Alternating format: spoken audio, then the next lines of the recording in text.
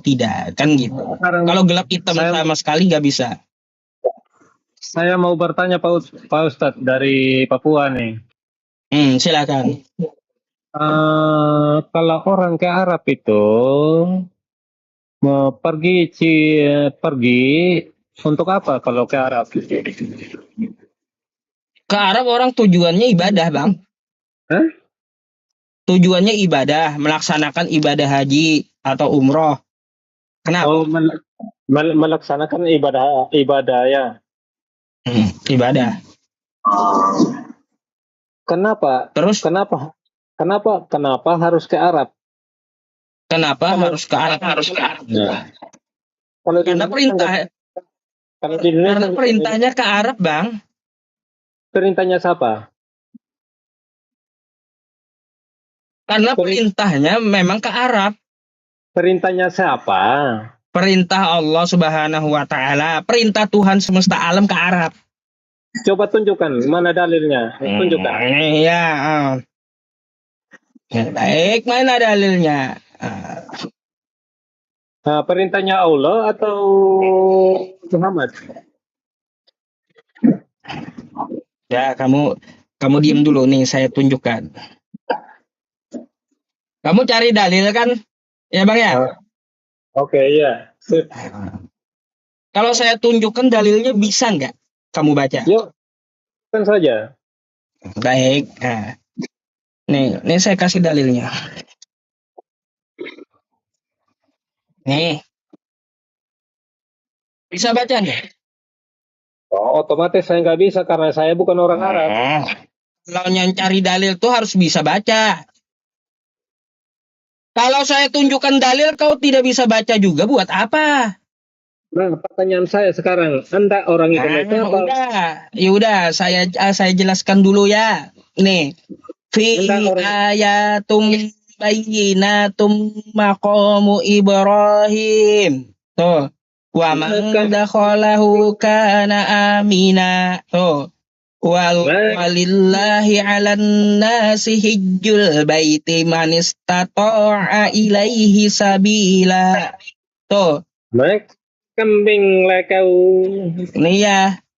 Dan ya bagi Allah ya dia memerintahkan atas manusia untuk berhaji ke Baitullah. Tuh.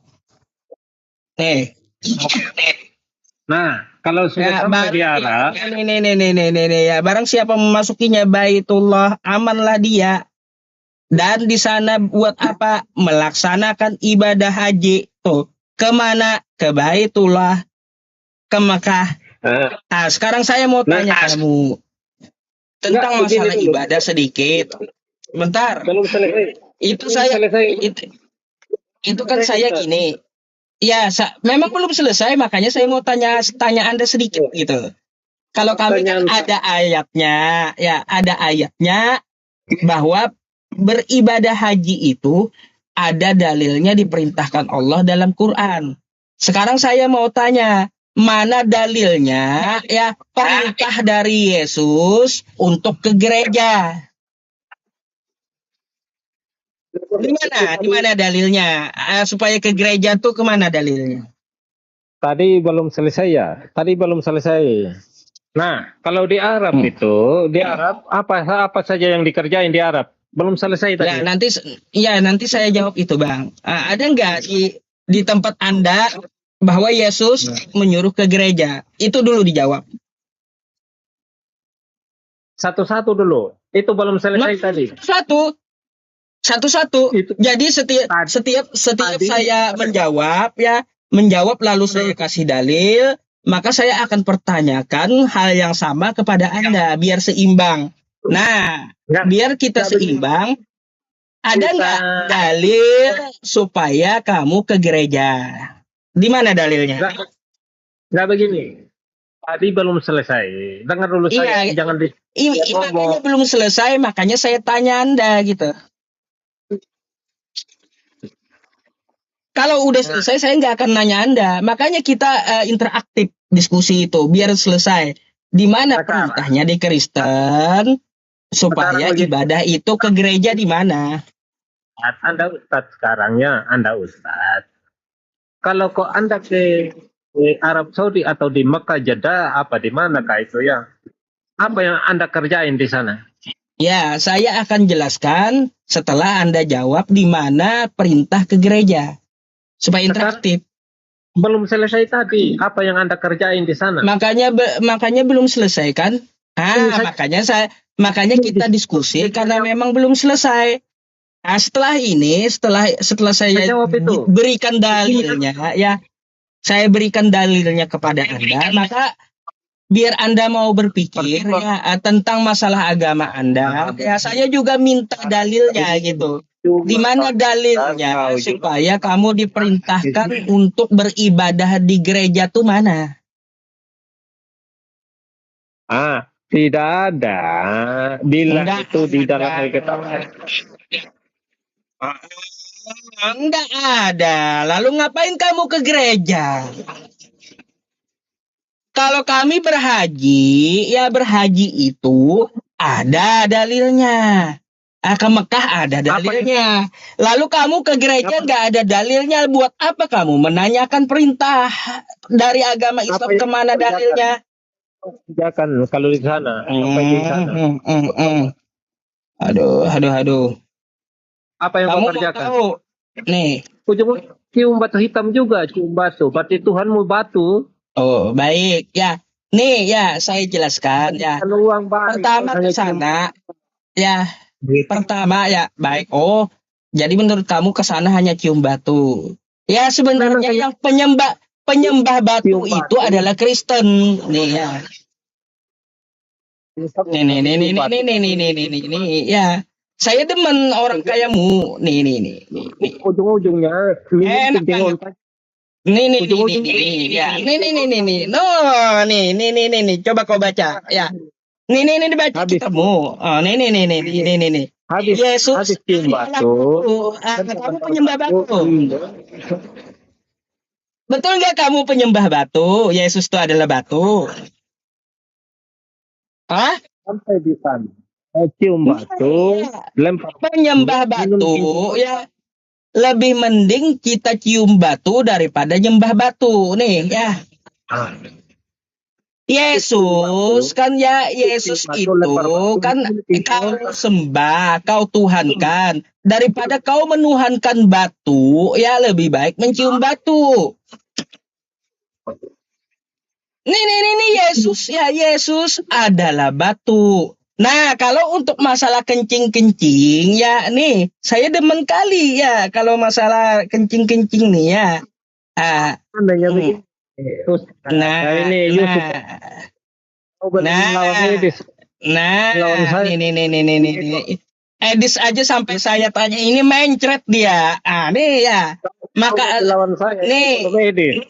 di tempat kamu, ya di tempat kamu sudah ada ajaran makan tai sama minum kencing tuh. Ini ajaran Kristennya, dua Raja-Raja 18, ya kamu diajarkan itu, seperti apa? Makan tai dan minum kencing nih. Ya. Ini ajaran yang benar itu memang disuruh makan tai dan minum kencing gitu. Ini agamamu nih ya sudah penyembah batu, pemakan tai sendiri pula. Gimana nih kitabmu? Kau jelaskan. Nah, dua Raja-Raja 18 nomor 27 ya. Yang memakan tainya dan meminum air kencingnya bersama-sama dengan kamu. Kamu sudah makan taimu sendiri nggak? Muhammad Sama kencingnya sendiri ya. Udah begitu. Teman-teman.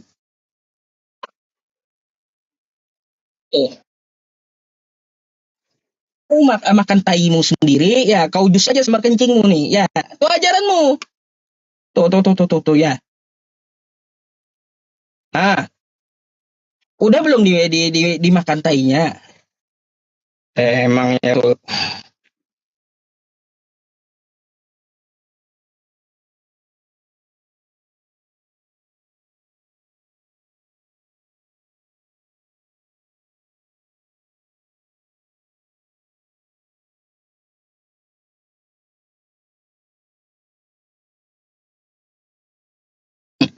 Ya ngelak sebentar saya karena kan tadi saya lagi ini teman-teman ya lagi bagi data. Nah, makanya ngelak tadi dia. Jadi kalau penyembah batu ya itu ada di Kristen. Bahkan Allahku gunung batuku. Wah, kata mereka ya. Jadi penyembah batu jangan meneriaki orang yang cium batu. Sembah aja Tuhanmu yang batu. Yesus itu kan adalah batu gitu. Itu yang pertama. Terus kalau diperintahkan minum kencing unta ya tiap kali itu aja yang kalian ulang-ulang, padahal minum kencing itu lebih dulu diajarkan Kristen dalam kitabnya, bahkan di jus sama nya.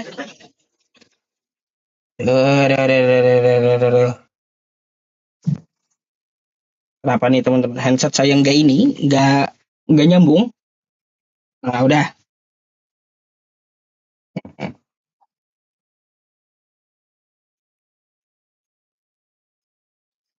Nah, kayak gitu juga teman-temannya. Saya cara hadapi penghujat ya kayak gitu lah.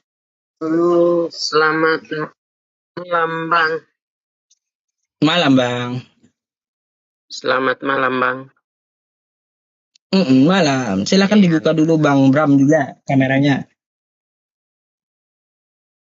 Gimana, Bang? Dibuka dulu kameranya. Kalau nggak buka, nggak apa-apa kan, Bang? Atau buka? Nggak mau saya turunkan. Dibuka aja. Biar nggak ada kecemburuan sosial gitu ya. Oke, Bang Bram, ada pertanyaan apa? Selamat malam, silakan. Ya, saya tidak ada pertanyaan. Soalnya di Al-Quran itu saya tidak paham gitu. Nggak apa-apa, kalau Anda mau nanyakan Quran boleh. Tapi kalau saya mau bertanya bisa nggak? Iya, bisa. Bisa aja. Nih, judulnya. Roh Kudus kerjasama dengan iblis. Kerjasama dengan iblis itu maksudnya? Itu di Injil berapa? Ayat berapa? Lukas 4. Coba Anda buka. Nomor 1 dan 2. Ya. Saya di sini pegang HP-nya satu aja, Bang. Coba buka di situ aja. Supaya kita baca. Ya memang saya harus tanggung jawab ya teman-teman, karena saya yang bawa dalil gitu. Bawa judul. Nih ya, Lukas 4. Percobaan di padang Lukas gurun. 4. Nih. Ya, coba. Ya. Yep. Yesus yang penuh dengan Roh Kudus. Oke. Ya. Oke. Kembali dari Sungai Yordan. Lalu dibawa oleh Roh Kudus ke padang gurun, betul? Iya, betul. Nah, di situ ia tinggal 40 hari lamanya dan dicobai iblis. Iya, pertanyaannya, kenapa Roh Kudus dengan iblis kerjasama? Macam mana itu? Itu tidak kerjasama, Bang. Itu ini Alanya ini bawa Yesus itu ke padang gurun, dia mencobai dia supaya dia kuat atau tidak itu. Nah, coba kalau Roh Kudus, Bang ya, Roh Kudus bawa Yesus ke kafe, mungkin mereka ngopi. Kan gitu, nggak dicobai iblis. Tidak. Tulis bilang ini Roh Kudus kerjasama dengan iblis itu. Tidak ada kan? Ya ini ya tulisannya Roh Kudus. Itu dicoba di padang gurun itu. Pertanyaannya, kenapa Roh Kudus membawa Yesus ke padang gurun? Buat apa? Itu dicobai. Dicobai oleh siapa? Ini Allah bawa Yesus ke padang gurun itu untuk mencobai Yesus. Ya, mencobai Yesus. Siapa yang mencobai Yesus? Kok Allah? Allah yang mencobai dia. Supaya Berarti Roh Kudus kerjasama dengan iblis berarti. Tidak tulis begitu kan? Untuk dari apa? Untuk mencobai Yesus. Betul nggak?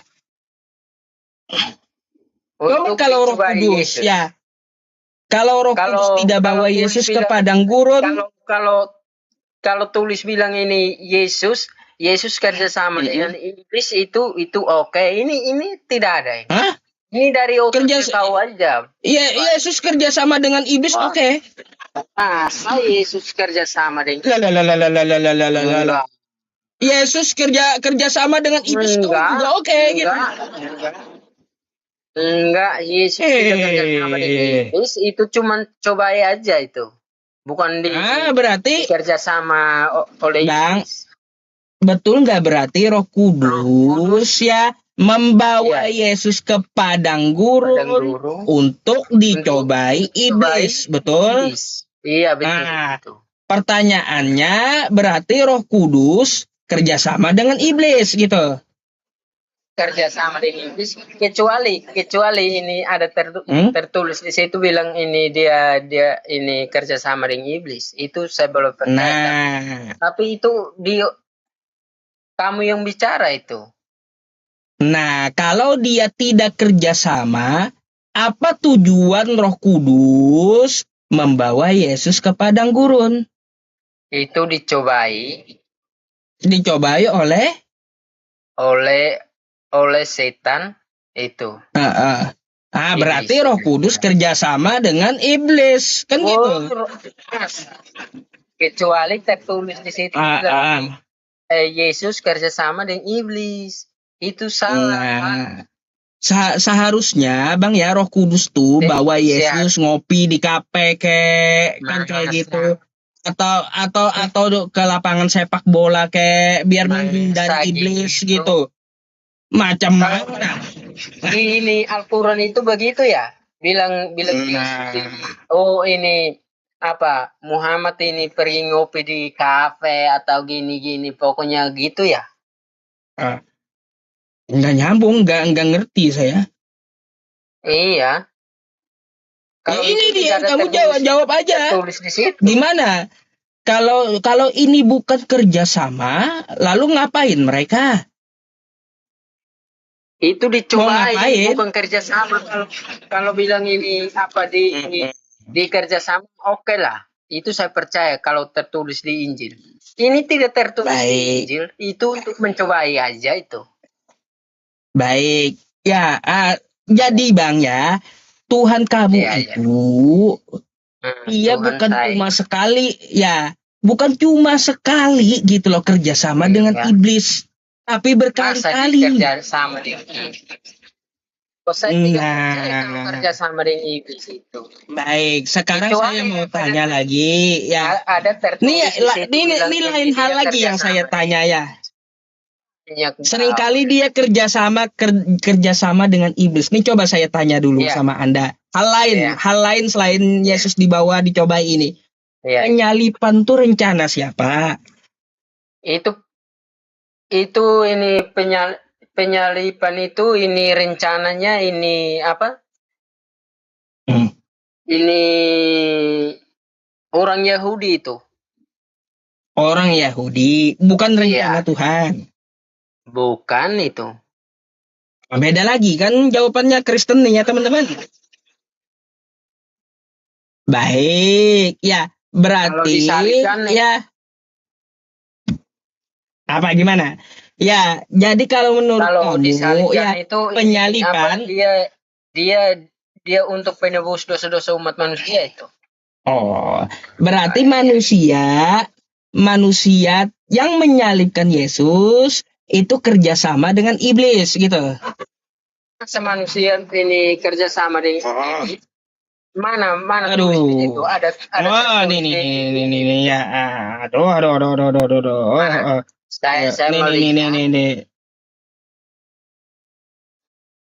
Saya melihat semua teksnya. Ya, baik. Bentar Mungkin ya, Kak, saya buka dulu. mungkin ini apa abang yang apa Nih, karang ya. ya. Nih, mari kita baca. Yohanes 13 nomor 2. Mereka sedang makan bersama.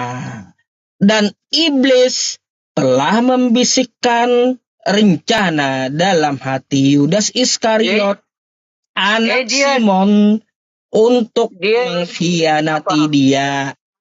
Pertanyaannya, ya Bang ya, kata kamu penyaliban Yudas yang- ini rencana manusia, berarti di sini iblis kerjasama dengan manusia untuk Kerjasama menyalibkan dengan Yesus. Yudas. Ya. Iya, kerjasama, kan dia gitu. Iya. Terus. Oke, kalau ini ya, kalau yang kedua ini gugur karena Anda menganggap penyaliban itu rencana manusia, bukan rencana Tuhan. Nah, sekarang nih, ya, nih saya kasih lagi sama Anda ya. Tuhan mau kerjasama dengan iblis. Nih, Tuhan karya. 1 Korintus 5 nomor 5. Orang itu harus kita serahkan dalam nama Tuhan Yesus kepada iblis. Nah, ayo. Yesus kepada iblis itu. Iya, kenapa Yesus kerjasama, Tuhan Anda kerjasama dengan iblis, kenapa? Masa dikerjasama itu untuk yang baik. Kalau bilang ini Dalam kerjasama, ya nama boleh lah. Tuhan Yesus, dalam nama Tuhan Yesus diserahkan kepada iblis. Kenapa Tuhan kerjasama dengan iblis? Diserahkan ke iblis, tapi dia tidak kerjasama dengan iblis. Kalau tertulis di situ bilang kerjasama dengan iblis boleh. Lah kalaunya ya Bang ya, kalaunya tidak kerjasama. Setiap malam banyak macam. Nah, Emangnya kalaunya tidak kerjasama, ya Bang ya, kalau tidak kerjasama, kenapa menyerahkannya harus ke iblis, bukan ke lain? Iya, dia harus menyerahkan kepada iblis supaya ini dia disalibkan, supaya dia bisa menebus dosa-dosa umat manusia itu. Nah, kerjasama kan dengan iblis. Mana dikerjasama? Kalau di situ tertulis bilang kerjasama boleh, Abang. Nah, Abang kalaunya bukan kerjasama, Bang ya. Kalau bukan kerjasama, tanpa iblis bisa nggak dosa Anda ditebus? Kamu itu nanti terkutuk kau. Nah, udah mulai keluar sifat iblisnya. Nanti kau terkutuk kau. Kau jatuh dari motor, dari mobil ke. Bang, ya kalau saya terkutuk itu wajar. Saya bukan Tuhan, ya hamba gitu. Tapi kalau Tuhan yang terkutuk kayak gimana, Bang? Tanya saya punya mulut ini aja. Bang, ya kalau Tuhan yang terkutuk gimana? Kau apa? Bang ya. Menghina agama kami itu. Nah, saya bukan menghina.